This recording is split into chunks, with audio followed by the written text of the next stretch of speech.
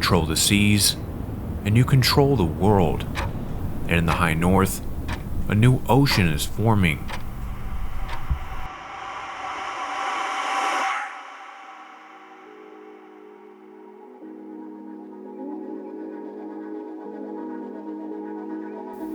For decades, the Arctic has been a ghost land, but today, this region is rapidly becoming the center of an emerging conflict.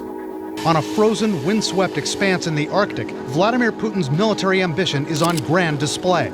Painted like a Russian flag, it's called Trefoil for its three-cornered structure, a sprawling new military base that can house 150 troops and warplanes. The incoming president is also doubling down on his goal to buy Greenland, saying in part, quote, "I'm hearing that the people of Greenland are MAGA." In recent years, China and relevant countries have already made some positive progress in promoting the commercial use of the Arctic shipping routes. From the US to Russia and China to NATO allies, every major power is positioning itself to dominate this region. But as tensions heat up in the Arctic, one question remains. Will this frigid, forgotten land be the spark that ignites the next global conflict? Deep into the Arctic Circle, to the fast-changing front lines between U.S. and Russia. Russia is pushing rapidly into the region. The U.S., Russia, and China are all seeking to expand their Arctic foothold, with aims to control it before anyone else. There are increasing tensions, and our warming planet means what happens in the Arctic Circle could have far-reaching implications for us all.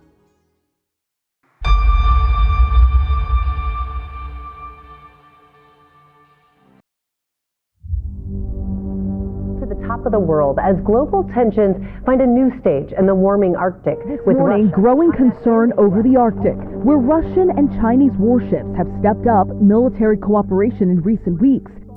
The Arctic, a frozen frontier that has long been overlooked. In the Arctic, melting ice is raising geopolitical tensions. For decades, the region was dismissed as a little more than an icy wasteland. But today, it's becoming one of the most contested battlegrounds on Earth. This is a really important question, not just for Alaska, for America. Russia, the US, and China each see the Arctic as a gateway to untapped wealth and global power. But to understand how we got here, we need to go back to 1996. Peace has been established by a group founded in 1996, the Arctic Council. There are 8, count them, 8 Arctic Council countries. Canada, Denmark, Finland, Iceland, Norway, Russia, Sweden, and America, the United States. The Arctic Council, the leading governmental forum promoting cooperation in the Arctic. The Arctic Council was the first major effort to bring regional nations together, but back then, the Arctic was a vastly different place. Its thick, unbroken ice made it largely inaccessible for shipping or resource extraction. But little did anyone know, this was about to change. Scientists have found some signs, but nothing conclusive. But one thing they know for sure is that if the planet is getting warmer, then the Arctic, as we know it, is in trouble. By the early 2000s, the ice in the region was retreating fast. Shipping routes, once viewed as a seasonal gamble, were now becoming viable for longer parts of the year, and natural resource estimates revealed tremendous potential. Suddenly, the Arctic was no longer a frozen wilderness, but a strategic battleground. Global warming and its effect on the Arctic may not only lead to an environmental and ecological disaster, potentially they are a security threat of global proportions. The Arctic is no longer an undisturbed, isolated part of our planet. It is rapidly becoming a geopolitical new frontier. By the mid-2000s, the cooperative spirit that once defined the Arctic began to disappear, and no country embodied this shift more than Russia. Back now with a race unfolding at the top of the world as President Trump seeks to open the waters of the Arctic for drilling, Russia's military is also on its biggest push in that region since the fall of the Soviet Union. And the message for the outside world is loud and clear. Russia is staking its claim in the Arctic. In 2007, Russia began to make headlines worldwide. 2 submersibles descended to the bottom of the Arctic Ocean, to plant a titanium Russian flag directly beneath the North Pole. Russia has aggressively expanded its military capability in the Arctic, establishing and expanding a Northern Command, forming Arctic brigades. They even planted a titanium flag on the seafloor beneath the North Pole. It was a claim to sovereignty so bold that even Western leaders dismissed it as a stunt. But for Moscow, it was a declaration that the Arctic belonged to Russia. Canada and the U.S. scoffed, comparing Russia's play to a 15th century land grab. But behind this symbolism lied an even larger plan.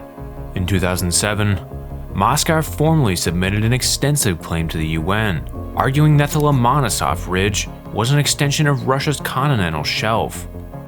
If accepted, this claim would grant Russia exclusive rights to trillions of dollars worth of oil, gas, and rare earth minerals. Russia has taken the lead. Within the next year, the Kremlin is expected to make its claim to the United Nations to annex about 380,000 square miles of the internationally owned Arctic to Russian control. This PR rollout comes as Moscow moves to lay claim to the region's huge oil and gas reserves, believed to be worth as much as $35 trillion.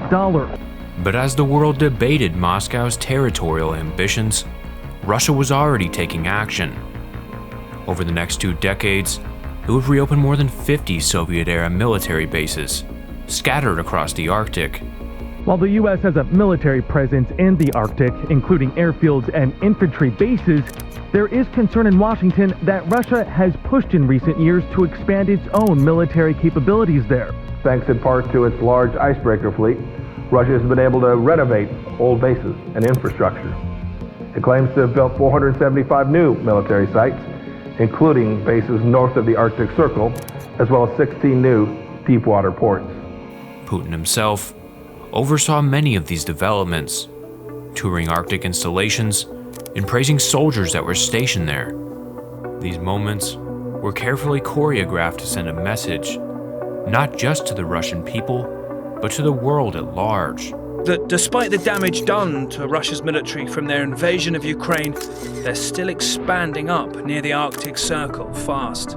Towards the east, 3 radomes have been built up here at Tixi between this October and last. Work here too over the last year on the runway in the Nagorskoye airfield far up near the Arctic Circle. And one of 5 new Resonance N radars, which they claim can find stealth jets emerging out of nowhere here. And this new building at one radar station nearer Norway, emerging since June last year. But Russia's dominance in the region also extends to the seas. With over 50 icebreakers, including nuclear-powered vessels, Russia boasts the largest fleet in the world. And for years, Russia has been pouring money into its northern waters. Russia has the largest fleet of Arctic icebreakers in the world, more than 40, including the world's only fleet of nuclear icebreakers. And President Putin has vowed to build even more in the coming years. One of Russia's most critical assets in this arena is the Northern Sea Route, a shipping lane running along its northern coastline, connecting Europe and Asia. This route, which can cut shipping times by nearly 40%, represents a massive economic and strategic advantage. And just last month, Russia announced plans to connect the Northern Sea route with China's maritime Silk Road, which will develop a new shipping channel from Asia to Northern Europe. The Northern Sea route passes almost entirely through Russian waters and cuts travel time between Europe and Asia. The sea route could significantly boost trade between India and Russia and lead to cost savings. But Russia's control over the Northern Sea Route is more than just economic. Foreign vessels that are navigating the route must comply with Russian regulations, often paying steep fees and submitting to inspections. And to back up these demands, Russia has stationed warships, submarines, and missile systems along the route. Our base performs radar control, monitors the airspace, secures the Northern Sea route, and eliminates damage to the environment. In recent years, Russia has ramped up its Arctic military exercises as well, testing Moscow's ability to project power in one of the world's harshest environments. And while Russia has undoubtedly positioned itself as a dominant player in the icy theater, it's not alone. Across the globe, another superpower is methodically asserting its presence in the Arctic as well.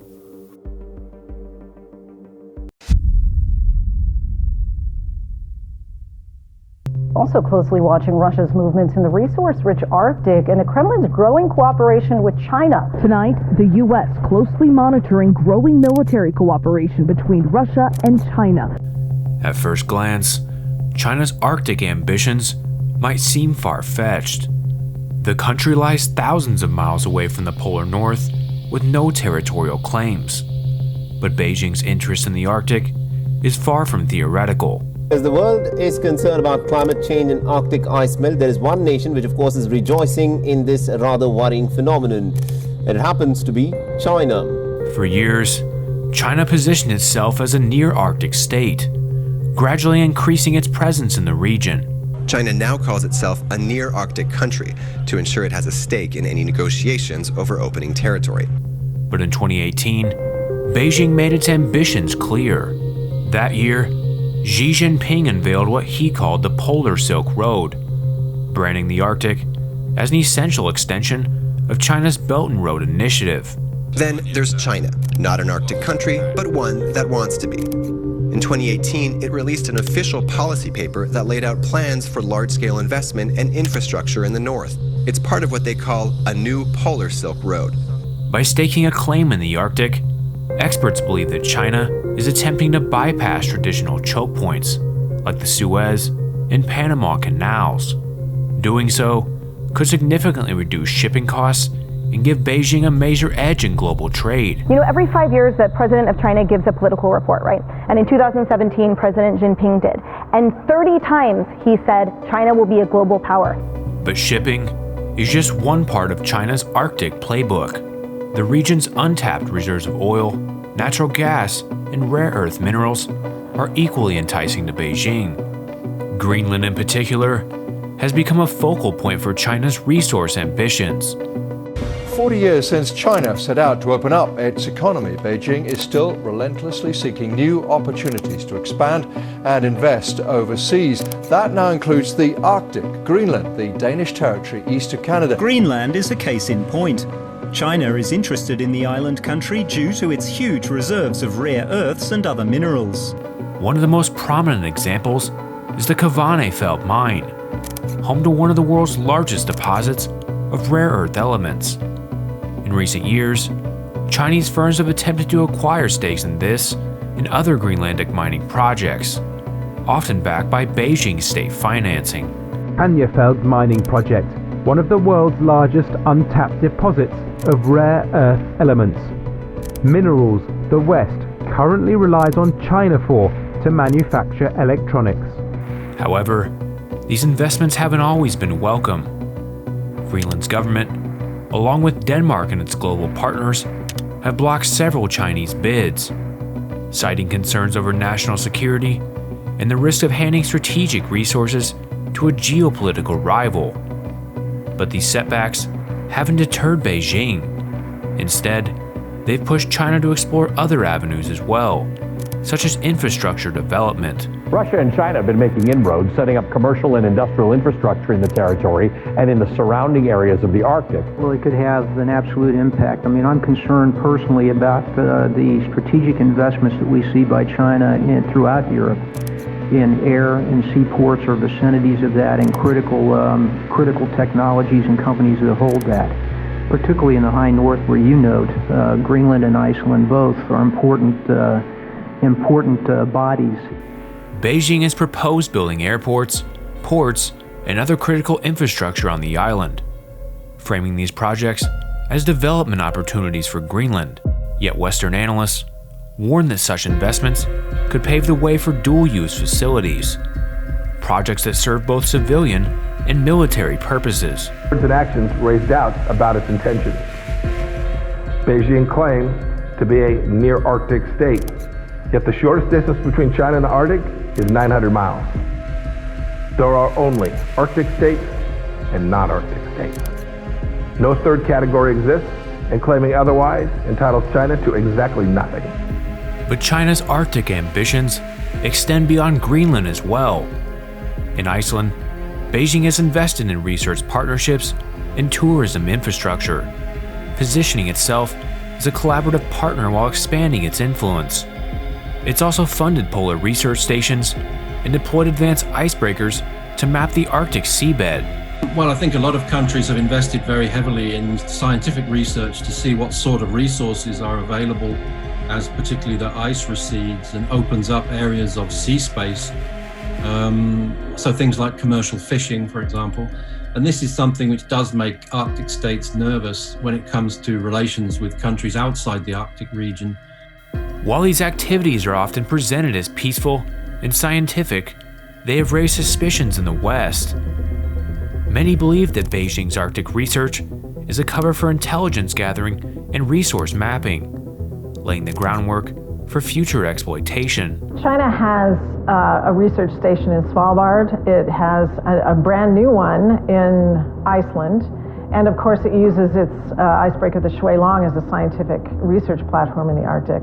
So there's certainly lots of concern that those research stations are dual use for military and other purposes, intelligence gathering purposes. In recent years, Russia and China have deepened their cooperation on Arctic energy projects, with China pouring billions of dollars into Russian ventures like the Yamal LNG plant. The Yamal LNG project, located within the Russian Arctic Circle, is presently the largest LNG project in the Arctic. But China's interest in the Arctic isn't limited to economic gains. Military experts warn that Beijing is positioning itself to project power in the region. Chinese submarines have been spotted conducting polar operations, and satellite imagery suggests that some of its Arctic research stations may have dual-use capabilities.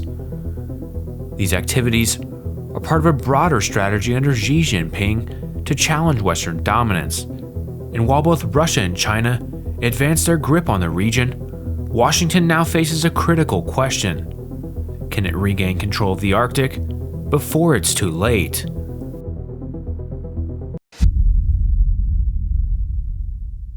Donald Trump is again laying claims to the Arctic island and beyond. The U.S. Marines and a dozen allies joining forces for war games in northern Norway as part of the largest NATO exercises since the Cold War.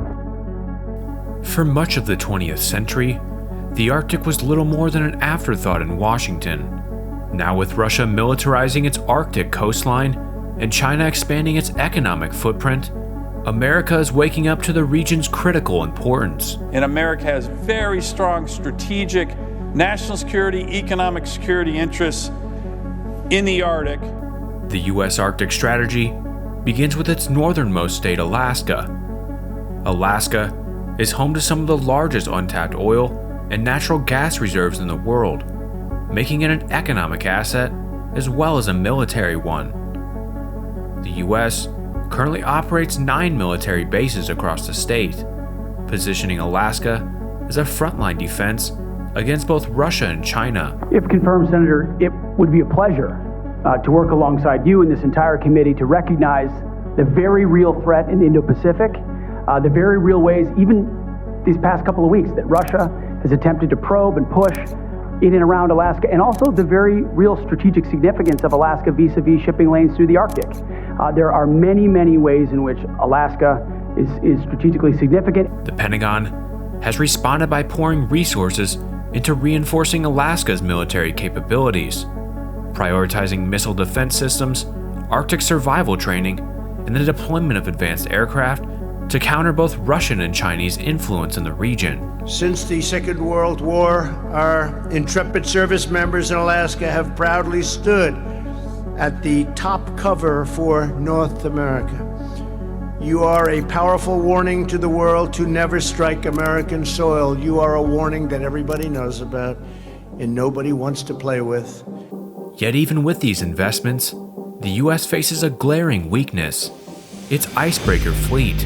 But it turns out the U.S. has fallen behind in a modern-day Cold War. Coast Guard Vice Admiral Fred Midget warns the U.S. is being outspent on the ice by Vladimir Putin. Russia has 6 new heavy icebreakers. If you look at what Russia is doing, there's almost a mini arms buildup going on in the Arctic. Meanwhile, the 40-year-old Polar Star, America's only heavy icebreaker, is near the end of its life.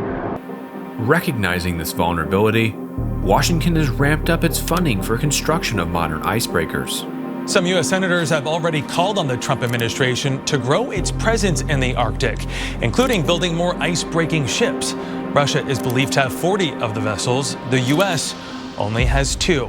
Beyond Alaska, America's Arctic ambitions extend to Greenland, an island that has become an unexpected focal point in U.S. foreign policy.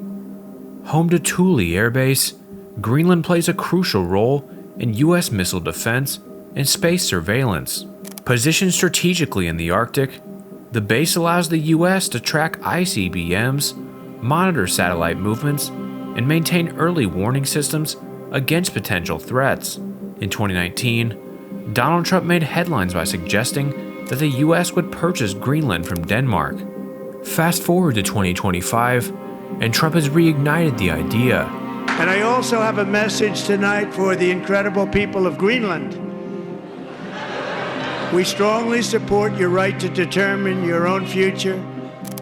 And if you choose, we welcome you into the United States of America. We need Greenland for national security and even international security. Denmark has historically resisted any notion of selling Greenland, but in response to U.S. interests, it has expanded its own Arctic policies. In recent years, the U.S. has stepped up its diplomatic and economic engagement with Greenland, offering development aid and investment in infrastructure to solidify its ties. Greenland is really important for America strategically. It has a lot of great natural resources. My friend Donald Trump Jr. was there a couple days ago, and you know what they told him? They want to be empowered to develop. The people of Greenland want to be empowered to develop the resources there. We also need to make sure that Greenland is properly cared for from an American security perspective. And frankly, the current leadership, the Danish government, has not done a good enough job of securing Greenland. But Trump's 2025 Arctic ambitions don't stop with Greenland. In a stunning and controversial move, he has also floated the idea of Canada becoming the 51st state. It comes a point when you just can't do that. You have to run your own country. And to be honest with you, Canada only works as a state. We don't need anything they have. Despite political tensions, joint U.S.-Canada military drills have increased in frequency, with both nations working to bolster their Arctic defenses against growing Russian and Chinese activities. Russia and China are looking to increase cooperation to make the passage viable. Global warming is helping, but so could an upgraded fleet of Russian-made nuclear-powered icebreakers. And unfortunately, we also see that there is, through the growing cooperation between China and Russia, there is more and more cooperation between them in the Arctic as well. China calls itself a near-Arctic state. You need to have a little bit of imagination to say so, but that's what China says. But despite all this, Canada has resisted calls for greater integration, wary of being overshadowed by the U.S. Personally, I've been clear. The ministers behind me, I think to an individual, when asked, have been clear that we will never, ever, in any way, shape, or form, be part of the United States. Trump's rhetoric has only fueled skepticism about American intentions, with many Canadian officials pushing for greater Arctic self-reliance rather than a deeper U.S. cooperation.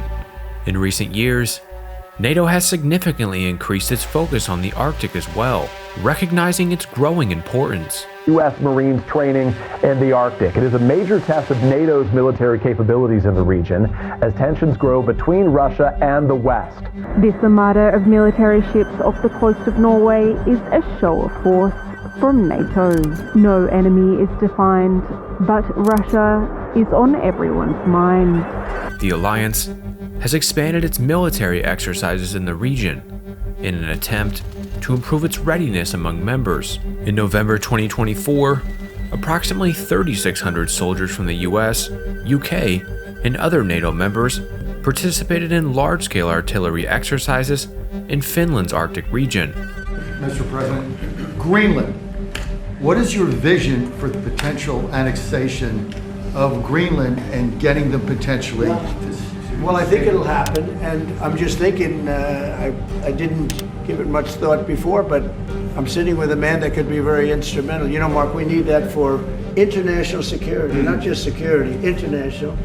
There is a broader issue here, and that is the broader issue of the high north, the Arctic. And this is not only Greenland, this is also the US itself, with Alaska. It is, of course, Iceland and Norway and Finland and Sweden and Denmark because of Greenland. And we have to be aware of the fact that the Chinese are using now the high north to have their ships sailing there. We know that the Russians are rearming there. We know that we have a total lack of icebreakers within the alliance, so we have to ramp up there. Anyway, we have to ramp up in our navies all over the alliance, including the US. So this is a debate we need to have. These 7 countries working together, and NATO will be involved whenever that is useful.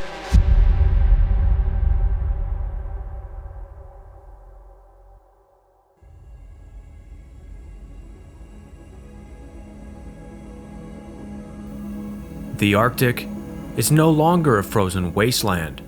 It's the next geopolitical flashpoint. As the ice recedes, it's revealing something far more dangerous than just new shipping routes or untapped resources. A battlefield where the world's most powerful nations are all converging. The Arctic is the newest and most daunting front in the expanding global competition between the US and Russia. Russia has already made its move. With over 50 icebreakers, new Arctic military bases, and nuclear-capable submarines, it's clear that Moscow views the region as its own. China, despite having no Arctic coastline, has declared itself a near-Arctic state and is pouring billions into securing access to vital resources. Meanwhile, the US is scrambling to counterbalance both, with NATO forces increasing patrols and Arctic war games becoming more frequent. Bottom line here is there is a national security threat of great significance as a result of the inability of the Coast Guard to have adequate presence in the Arctic. Do you agree or disagree with me? I agree. But this isn't just posturing. Clashes are becoming inevitable. Every patrol, every warship, every military exercise brings the risk of a possible confrontation. And in an era where small conflicts can spiral into global crisis, all it takes is one miscalculation for the Arctic to become the spark that ignites a war unlike anything we've ever seen. The Arctic is a warning sign for the world. The melting ice is rewriting the rules of global power, and the decisions made now will determine whether this region becomes a model for cooperation or the battleground for the next great war. The ice is melting, the stage is set, and the clock is ticking.